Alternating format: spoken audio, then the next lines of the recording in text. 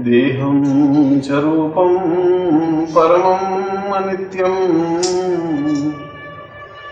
लक्ष्म्योर्वतार्वै शरणं मतां वै ज्ञानं च रूपमपरं महितां विरूपं चिन्त्यं कुबेरपरितां मम देहपात्रम्। मैं महर्षि याज्ञवल्क्य और विश्वामित्र दोनों ही ऋषियों ने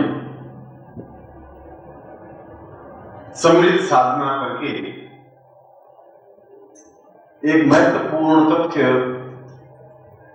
हम लोगों के लिए प्रस्तुत किया और ऐसा पूरे 25,000 वर्षों में 40,000 वर्षों में केवल एक ही उदाहरण ऐसा मिलता है कि दो अद्वितीय ऋषि मिलकर के एक ही साधना का निर्माण किया हो।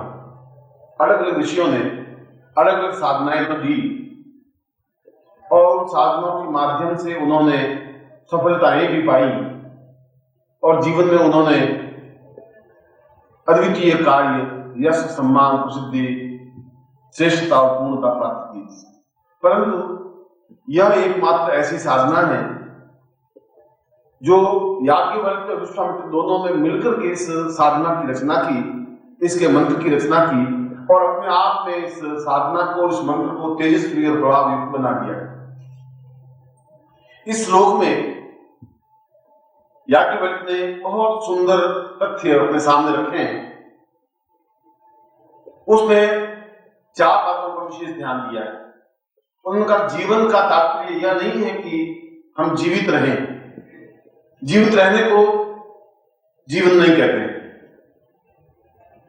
जीवित रहना तो हमारी मजबूरी है। मृत्यु हमारे पास आई नहीं है इसलिए हम जीवित हैं। जीवित रहना और जीवित रहना अपने आप में कोई श्रेष्ठतम कार्य नहीं है। श्रेष्ठतम कार्य तो यह है कि हम जीवन में दरिद्रता को, गरीबी को, निर्धनता को हजारों मील दूर धकेल दें। इस श्लोक के पहले चरण में दरिद्रतां वै पर्वतं प्रवेद रूपम, दरिद्रता को हम इतना हजारों मील दूर धकेल दें कि हमारे आने वाली पीढ़ियों के पास भी दरिद्रता आ नहीं सके।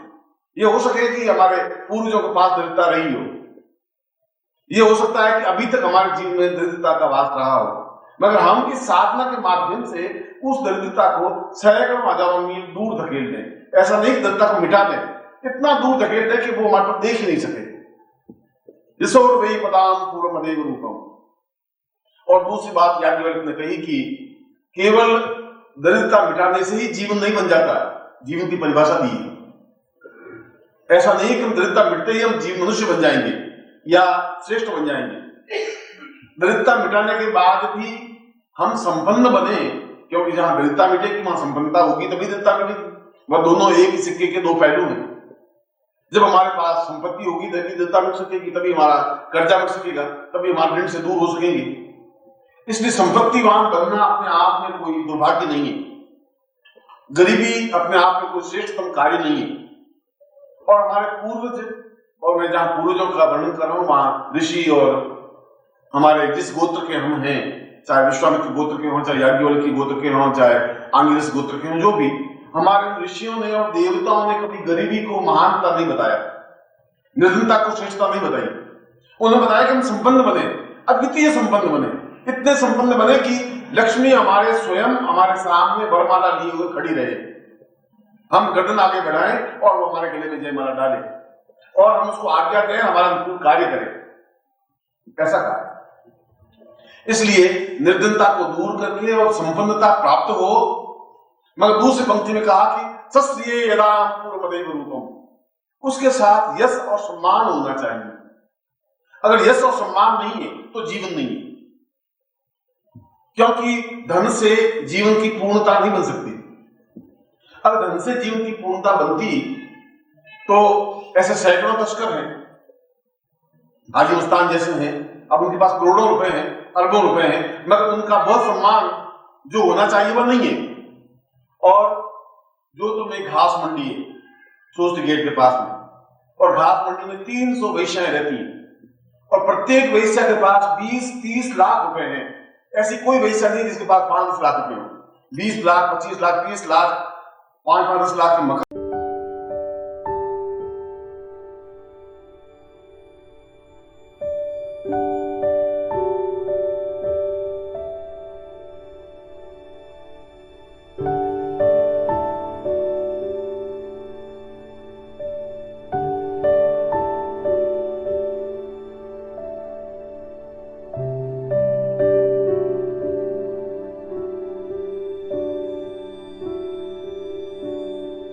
है मगर व्यक्ति चलते हुए कहते साली रंडी का मकान।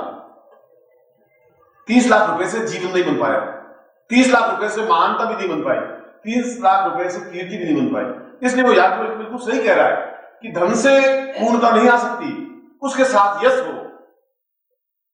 ऐसा यश हो कि समाज के 4 लोग हमें देखने के लिए तरसें, सैकड़ों लोग आकर के हमसे सलाह लें, सम्मान लें, हमसे बातचीत करें, हम उसका मार्गदर्शन करें, हमसे बातचीत करने के लिए लायक हो।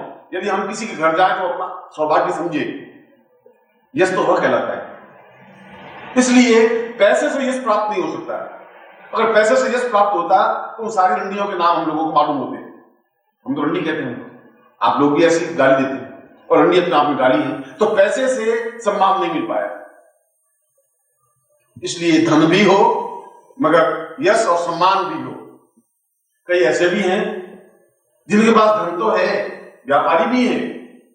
अगर आप दिल्ली जाएं, दिल्ली के चांदनी चौक में जाएं तो चांदनी चौक में छोटे छोटे जो लेकर बैठे हैं 5-5 फुट की दुकानें, वो दुकानें भी कम से कम 5 लाख की पकड़ी देंगे तो वो दुकान मिलेगी। और उसमें सामान पड़ा होगा, 10 लाख का सामान पड़ा होगा, 15 लाख के मालिक होंगे। उनका नाम तो उसके पड़ोसी को मालूम नहीं। उनको पूछेंगे किशन लाल जी कहाँ है, किशन लाल दुकान, यहाँ एक किराने की दुकान है, किशन लाल में तो नहीं जानता। और दूसरी तीसरी दुकान पे किराना किशन लाल जी रहते। तो उस पैसे से सम्मान नहीं मिल पाया। सम्मान एक अलग चीज है, पैसा एक अलग चीज। पैसा समाज में हमारी प्रभुता बने, प्रभुत्व बने, श्रेष्ठता बने। और वो तब बन सकता है जब हमारे पास कोई स्पेशलिटी हो, कोई विशेषता हो, अद्वितीयता हो। वो धन के साथ अद्वितीयता प्राप्त हो। इसलिए उस कुबेर साधना को उन दोनों ऋषियों ने इसलिए साधना को महत्व दिया कि इसके माध्यम से अक्षयता प्राप्त हो, कोई चीज कमी रहे ही नहीं, न्यूनतम नहीं रहे, क्षय नहीं रहे।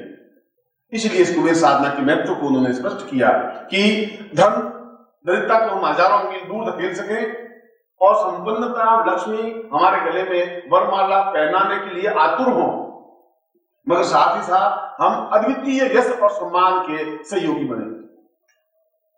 और तीसरी पंक्ति में याज्ञवल्क्य ने कहा सस्यैषां शाम पूर्वमेव चिंतम, हम श्रेयता तो प्राप्त करें मगर पूर्ण स्वास्थ्य उन्नति के साथ साथ उस धन का, सुख का उपयोग भी करें। यश तो तुम्हारे पास बहुत है कि आप बहुत महान हैं, आप बहुत महान हैं, समाज में सम्मान मिल भी गया और 10 लाख रुपए भी हैं, मगर आप पलंग पे पड़े हुए हैं, टसके कर रहे हैं और टट्टी भी उस पलंग पे जा रहे हैं, पेशाब करने के उठे। अब वो पैसा तुम्हारे क्या काम आएगा, सम्मान क्या काम आएगा? वो बेचारा याज्ञवल्क्य कह रहा है कि केवल पैसे से, सम्मान से ही नहीं, तुम्हारा स्वास्थ्य भी उत्तम हो, अद्वितीय हो, तुम्हारे चेहरे पर प्रभाव हो, तेज हो, जहां जा सको, खा सको, पी सको, समाज में और देश में जो सुख सौभाग्य है, यश और सम्मान, उसको प्राप्त कर सको। मेरी इच्छा तो है कि मैं गंगोत्री जाऊं, हरिद्वार के आगे गंगोत्री जाके देखूं, और डॉक्टर कहे नहीं, आप पहाड़ों पर चढ़ेंगे तो हार्ट अटैक की संभावना है, आप वहां नहीं जा सकते। कार भी है, मगर डॉक्टर कह रहा है तुम जाओगे हार्ट अटैक हो जाएगा, तुम नहीं जा सकते। वह पैसा, वो यश दोनों ही काम के नहीं।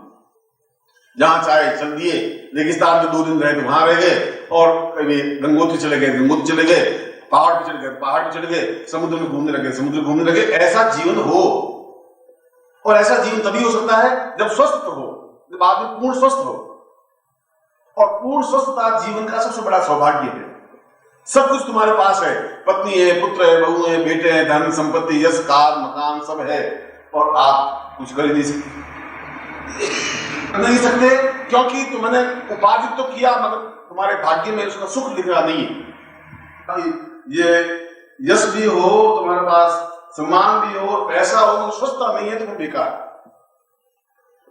और चौथी बात उन्होंने कही कि ये सब कुछ होने के साथ साथ हमारा जीवन पूर्णतः आध्यात्मिक भी हो, भी शब्द लगाया है। हमारे भौतिक तो हो ही,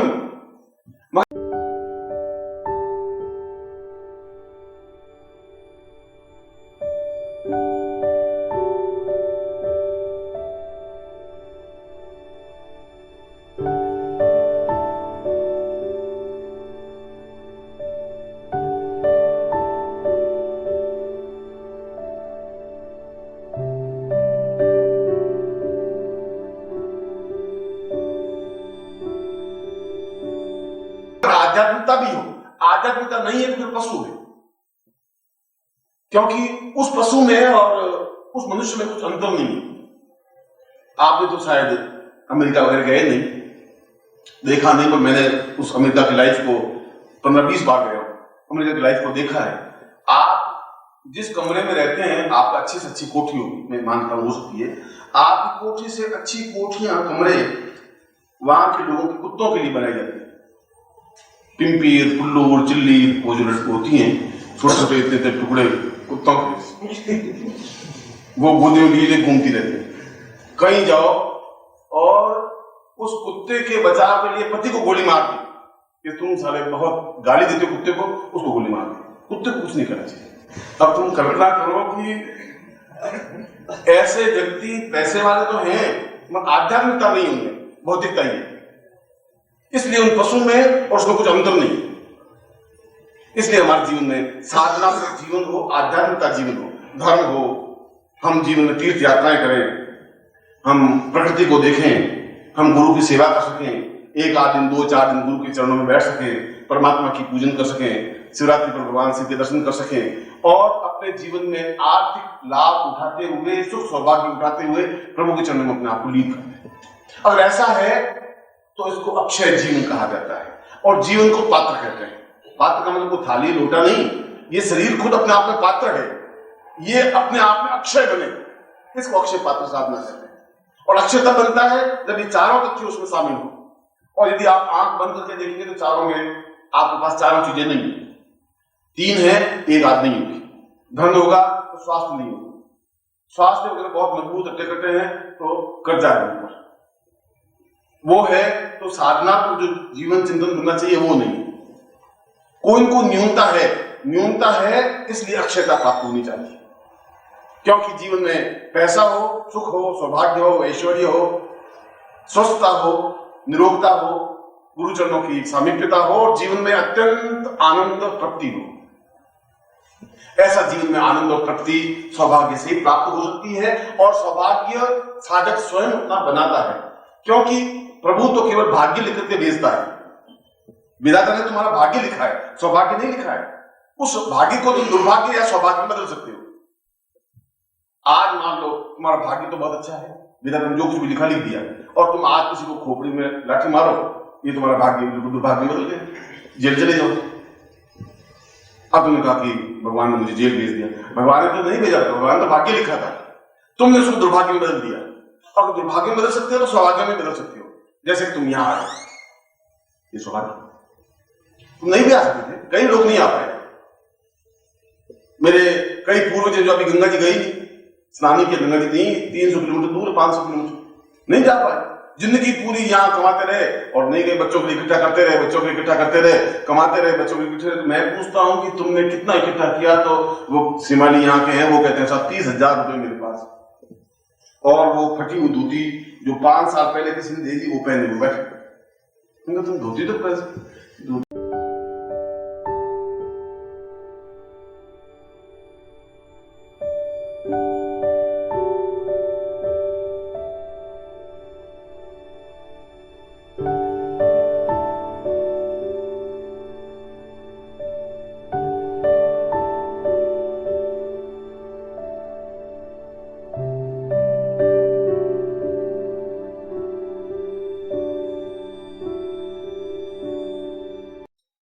ओम परम तत्वाय नारायणाय गुरुभ्यो नमः।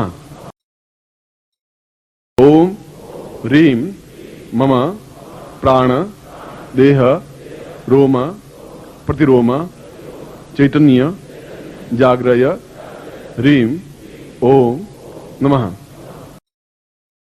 ओम भूर्भुवः स्वः तत्सवितुर्वरेण्यं